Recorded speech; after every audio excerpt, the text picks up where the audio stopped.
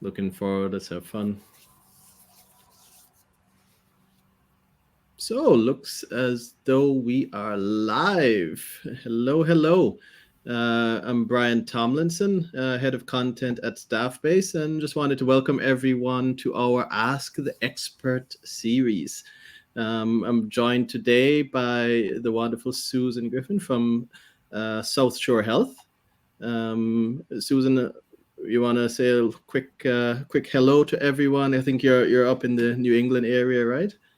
Yes, I am. I'm just outside of Boston, about 12 miles south. Again, my name is Susan Griffin. I'm so happy to be here. Thank you very much for the invitation, Brian, and the folks at Staffbase. It's great to be with you. Just a little background information on me. I've been in healthcare at South Shore Health for over 5 years now. My deep background is in media, in broadcast television news, so that's where I'm coming from. But glad to be here and represent Boston and this organization. Absolutely. I mean, while we're waiting for everybody to come in, I mean, I think I mentioned that to you before. I'm a big Boston fan, big Boston sports fan, which is strange for a guy coming from a small island in the Caribbean. But hey, that's the way the world of media works, right? So yeah, I wonder why you latched on to these teams up here in the Northeast. I have no clue. Maybe it was all the snow. It could be. So. We're just waiting for folks to come in. I'm curious if anybody else is up in the Northeast area, where everyone is joining us from. It would be cool to know. I know we have Kelly from our team in Pennsylvania, at least. I'm sitting here in Hamburg, Germany, welcoming everyone. I think we're at 2 after, so I think we'll look to go ahead and get started. I mean, today we're going to be talking about mastering the metrics that matter in internal comms. I know, Susan, you guys have been, let's say, I call you my planning superhero, so to speak, with all that you're doing at South Shore Health. Maybe we're a good place for us to get kicked off is like, why should internal comms pros really care about metrics? Why should they care about data? Well, this became very apparent to us at least a couple of years ago when we realized that our colleagues, and we have now about 6,000 colleagues at South Shore Health, we had no way to gauge whether or not they were connecting with the messages that we were sending out. And we relied primarily on email, organizational email, to get word out. And there were a lot of complaints that there were too many emails and people were beginning to tune them out. So it was really imperative that we start looking at ways that we can communicate and capture data so that we can gauge how effective our messaging is. Data also helps us to support and analyze new ideas, change, innovation, and these are the things that we're now able to talk about, initiatives, for example, new initiatives in more depth because we have a better way to gauge the level of interest on the part of colleagues. Yeah, no, absolutely. Yeah, it's like super important.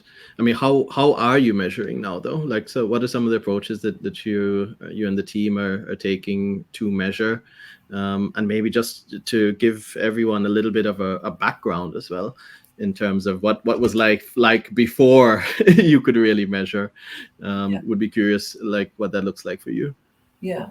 So life before was, as most people might understand, a lot of emails that were too long and going out to a large amount of people, unable to be segmented. So we couldn't, gear a message to a specific group of colleagues. And in an organization this size, we were just sending out, messages that may not apply to a lot of people. And again, no way to gauge whether or not there was a level of interest with any specific communication. So once we began to implement the staff-based email system into our communications, we began to collect the data and immediately have conversations about who should these communications go to, how did they react to it, what were the open rates, what were the click-through rates if we're driving people to a video, for example, or to a story on our intranet, et cetera. So immediately we started to gain from having the data available to us so that we could be really more specific about targeting audiences and gearing content towards them that we felt they would engage in and be responsive to. That's awesome. I mean, the marketer in me that just like totally appeals to my heart hearing that. I've been on both sides, the marketing side and the comm side, and I think that's something that has really been lacking a lot of times in organizations, this visibility over how to tailor your content to the right segment of your workforce. Right. So I think that's awesome. I think you mentioned that you were also doing surveys before as well, right? Yes. How have those helped? Yeah. So an example of that, Brian, would be that there was a little bit of criticism or curiosity, I guess, on the part of senior leadership as to whether we publish a 5-day-a-week news update, whether or not that might be too much.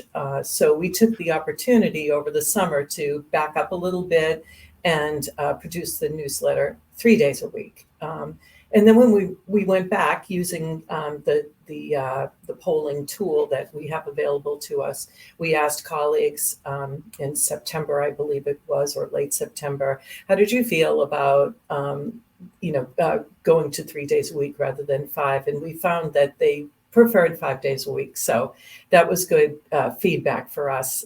We're in a fortunate situation where we have a team that is very skillful and creative, and we are able to create enough content for 5 days a week in a newsletter. And it's not super long.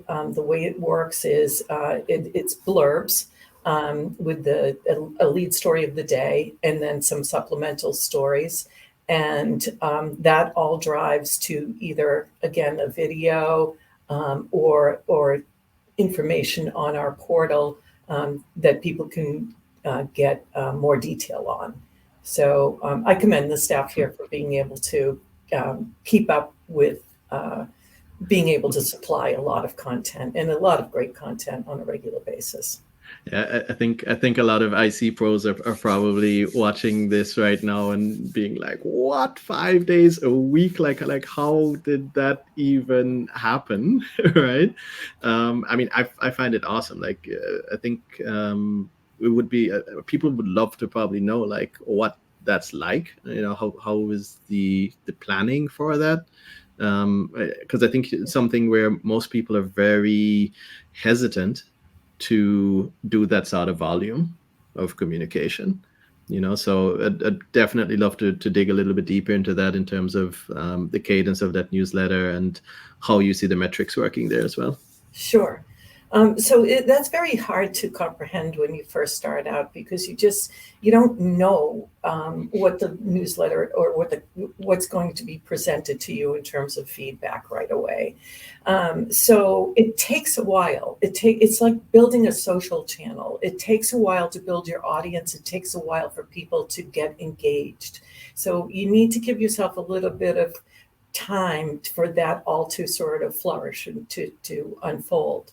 But once our colleagues started to get the hang of the fact that they could be featured in the newsletter, that their peers could be featured, that they could get important information from leadership, by just opening up this email each day, they became more engaged and started responding to us with ideas for content. So that really, is your driver. It's to create that platform where people can say, oh, I've got a great story idea, or I would love for this group to be featured, or could you give us a little, pat on the back for this, et cetera. And that's where we start to realize the importance of internal communications and its role in this large organization with keeping in touch with people and letting them feel involved. And then as a way to measure that, we take a look at our click-through rates, our open rates, our engagement, and then kind of taper our content to the things that people are gravitating towards. So again, our colleagues, we find, love to know about each other and love to hear about each other and each other's successes. They also really appreciate high-level organizational news and anything that has an impact on their ability to do their jobs or our place in this region as a healthcare organization. So there are things that go on around us in healthcare, not just in this organization, but in our particular region, that they're very interested in hearing about as well, and where we fit in as an organization. So that, again, that data that we look at daily from the newsletter helps us to better determine how people want to be informed. Super. I mean, maybe let's jump into some specific examples of like how the data and the metrics that you're getting have been instrumental in kind of determining the effectiveness of internal comms, and like how you use that data to talk to your C-suite, right? So Sure. let them know how important internal comms actually is, because I think that's sometimes the challenge that I've seen over the years is, people are going into a conversation with their C-suite and they don't have that data to back it. They're talking to people who deal all day in data, but then they don't have the data to back it up, So I would love to maybe get some specific examples how that has been beneficial to you and your team. Sure. So we're in a fortunate situation where we meet with our senior leaders once a month for an internal communications review. And I know not everybody has that luxury because leaders are very, very busy. So again, we're fortunate to be able to meet in person with them and talk about some of their priorities. But I would recommend, if you can't be with your senior leaders or most senior leaders, that you try to meet with your divisional leaders or immediate managers so that you can, talk through and plan some, talk through content and plan ahead. So one of the things that came up recently for us, and this was just this week when we met for our IC meeting, was the CEO's holiday message. And last year, we kind of wrapped his message around a story that somebody wrote about a Christmas tree. And it's kind of, long story short, it was a very heartwarming story. And it was written by a colleague and he introduced it. And that was the essence of the holiday message. And so we're looking for something different this year from him, or to just toss around some ideas. And we went back to last year's holiday message to see how well it did. And it did quite well. People really liked the story, and they liked the introduction that our CEO did. So there, the metrics, I can't remember the exact numbers, but the open rate was quite high, and it seemed to do very well. We also had a video associated with that holiday message, and we were able to go in and take a look at the metrics involving the video and how many click-throughs there were. So we know in general that the CEO does well when we create a video for him, or he has something to relate to the employee community.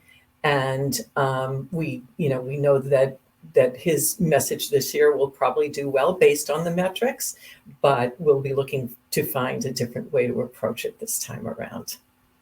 Super. I mean, I see we have a really good question here from Gemma Huckle. She says, clicks and opens are good metrics, but have we seen IC influence any desired behavioral changes? So, I mean, I don't know if that's something that you've been able to measure with a survey, et cetera, and see how things have improved over time. Maybe speak a little bit about that, what you may have seen over the years so far.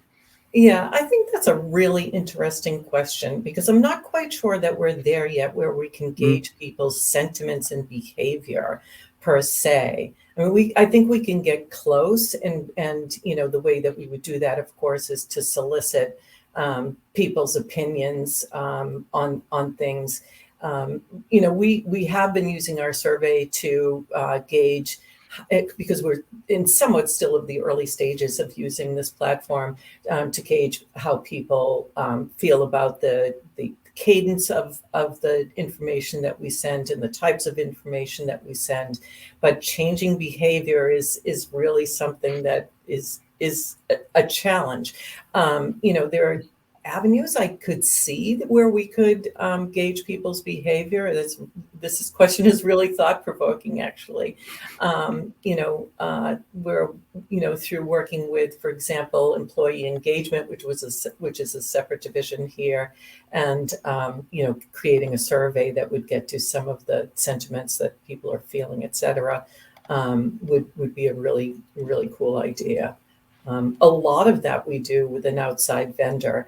And we use, for example, in the healthcare industry, Preskini would resonate with some people, but we usually use an outside vendor like that to gauge people's happiness, dissatisfaction, whatever it may be in the workforce, and then we would share it internally. Do you think that compared to before and then today, like where you have the almost daily communication, how do you feel that has like shifted the engagement of the workforce? Have you seen like really a shift to people being more engaged because the communication has allowed them to feel more connected to the company? Have you noticed that at all? I think it has created more transparency, or the image of, or the perception, I should say, of more transparency, which is always good. I think, for internal communication, you want to be as transparent as possible and as open and honest with colleagues as possible, because they can gauge that. They know, when they're not getting informative or honest information. So that's all. One of our goals is to be open and honest with our colleagues, and I think that is something that we see that based on colleagues' reaction, that they're thankful for us sharing important information, as well as information that is going to bring them closer together with their colleagues. And how we gauge that is their interaction with us, and in suggesting story ideas and keeping in touch with us. We have a vanity email, and it's always at the bottom of the newsletter. So we have a mailbox that people can go to make their story suggestions, etc.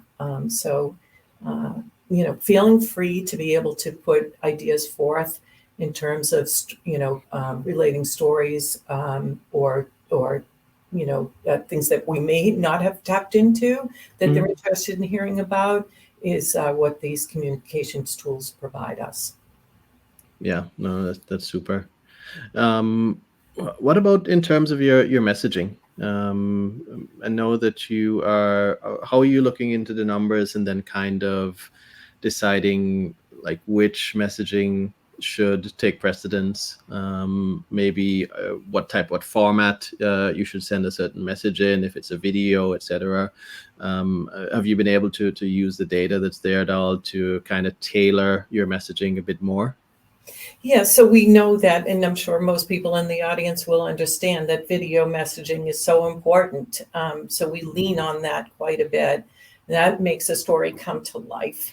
And we're fortunate enough to have a couple of members of our team who are really adept at producing videos. So, the question of whether we include a video in a particular message really depends upon the message itself, whether it needs a video, whether a story can come more to life, by creating a video version of it. Some messages are better off in a Q&A format, for example. But we're always looking to incorporate rich media when we can. We take a lot of pictures as well. Our colleagues love to see pictures of themselves in their own environments, and to see each other and to see people across the system and what they're doing. So content building, we're always considering how we can incorporate either photos or video and links to other places where people can go to get more information. That's important as well. Driving people to our portal and to even outside sources for more information. Okay. I think that's something that, especially in nowadays, like really trying to have this like multimedia approach, which sometimes to us in our normal daily life, it's like normal because we're all on our handies, like our mobiles, just going through, having a look, all right, and a lot of times we kind of forget this in the internal comm space, that we're communicating with human beings and that like this is so important to meet people like where they are. Right? Yeah, it's expected. I mean, isn't it, right? When you, like you said, our daily lives involve being able to get access quickly to information, to have things in front of us that entertain us, that help us stay engaged. So those are the tenets of good internal communication, being able to model what we do on a daily basis as, just as ourselves as humans.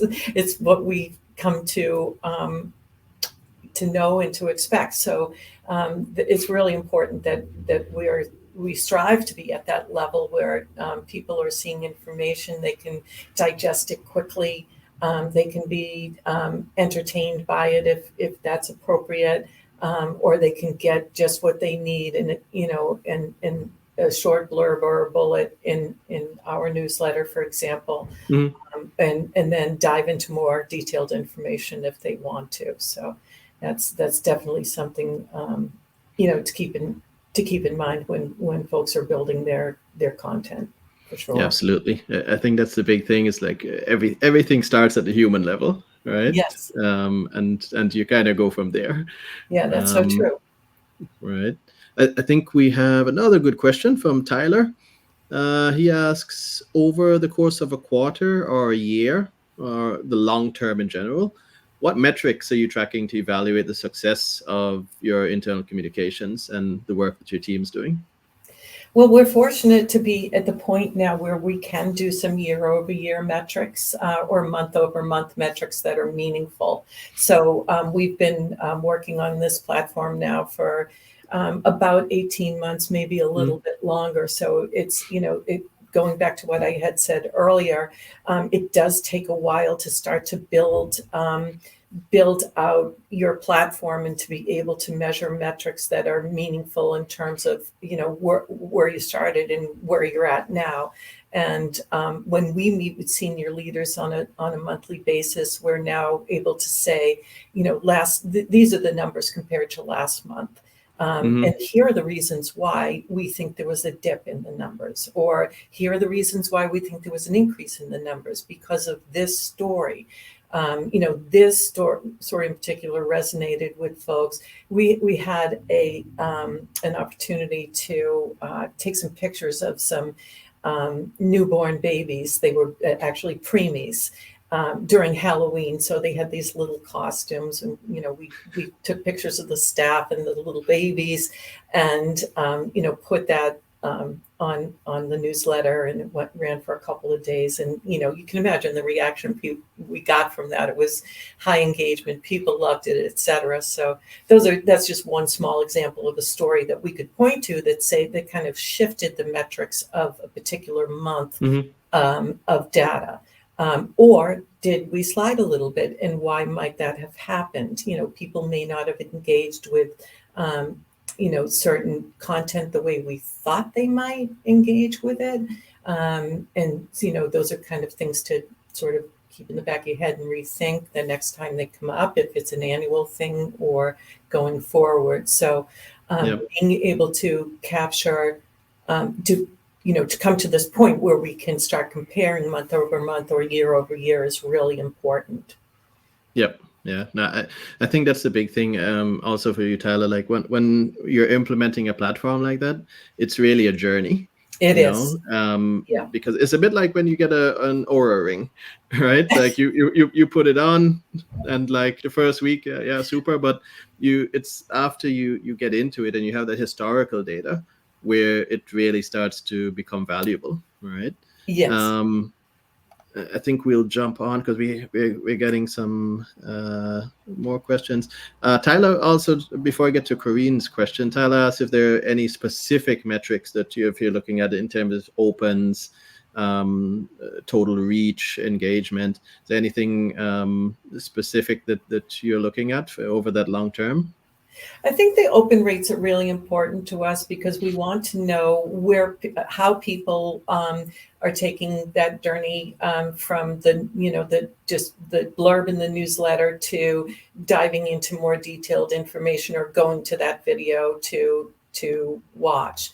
And that gives us a really strong indication of how we're managing our collection of content or creation of content and our workflows. And it helps us, to better understand, is this type of communication possibly, meant for another channel, for example, or is it, is this type of communication doing well through the newsletter? So open rates give us an opportunity to take a step back and look at, did somebody want to know more about this? So the way the newsletter is set up is with a blurb, as I said, and then links to further information, either to the portal, video, whatever it may be. So we'll take, we'll follow that sort of path that people have taken to see if the level of interest they have in the content that we're putting together. So, open rates, click-through rates is really, that's what we're looking at here is, where are people clicking to? Yeah, what resonates, right? Yeah. I mean, that'll kind of probably go into the next question from Corinne as we look to wrap up soon. She asked, it's about segmentation. She asked if you're able to see what types of employees are engaging with your content, if it's a doctor, an admin, maintenance, or lab staff. And if yes, how do you do that? If no, how do you target your content accordingly? Well, we're fortunate to be able to pull our distribution lists from Workday. So Workday is a universal business application, but Staffbase and Workday work off of each other. So we are able to see down to the level of, what this employee's role is, what their location is. So yes, we can segment, doctors versus frontline clinicians, managers, people in a variety of divisions based on their location, et cetera. So that is super helpful to be able to do that. And, one thing is we work with a lot of people who are in the field, so to speak, or remote, truly remote, not just working from home, but, they may be working out in the field. And, it's really tough to reach those folks. So, these are sort of points of data that we're able to better take a look at how we're doing outside of, the brick and mortar locations. Yeah. I mean, that's a big thing. I think, Corinne, just for you, like, I think one of the basic things, whether that's an intranet, whether that's email, is having that clean data for your employees. Super, super important, especially if you want to do that segmentation.